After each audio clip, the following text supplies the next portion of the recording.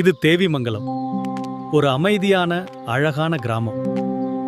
ஆனால் இங்கு ஒரு பெரிய பிரச்சனை இருந்தது. கிராமத்தில் கடும் தண்ணீர் பற்றாக்குறை.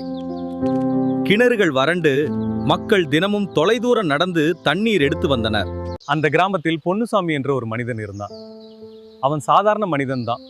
ஆனால் அறிவியல் மீது அவனுக்கு ஒரு பெரிய ஆர்வம் இருந்தது.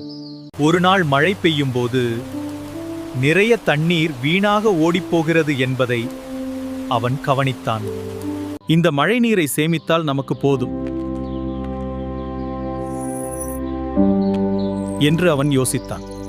அவன் ஒரு டேங்க் அமைத்து தண்ணீர் சேகரிக்க முயன்றான். ஆனால் முதல் முயற்சியில் டேங்க் உடைந்து தண்ணீர் எல்லாம் வீணானது. இது வேலை செய்யாது.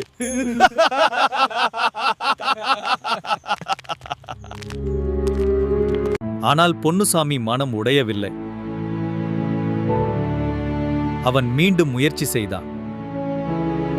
இந்த முறை சரியான முறையில் அமைத்து மழை பெய்யும் போது டேங்க் முழுவதும் தண்ணீர் நிரம்பியது.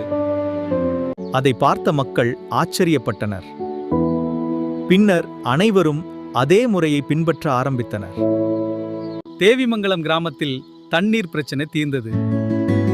அனைவரும் சந்தோஷமாக வாழ ஆரம்பித்தனர். அறிவியல் அறிவும் தொடர்ந்து முயற்சியும் இருந்தால் எந்த பிரச்சனையும் தீர்க்கலாம்.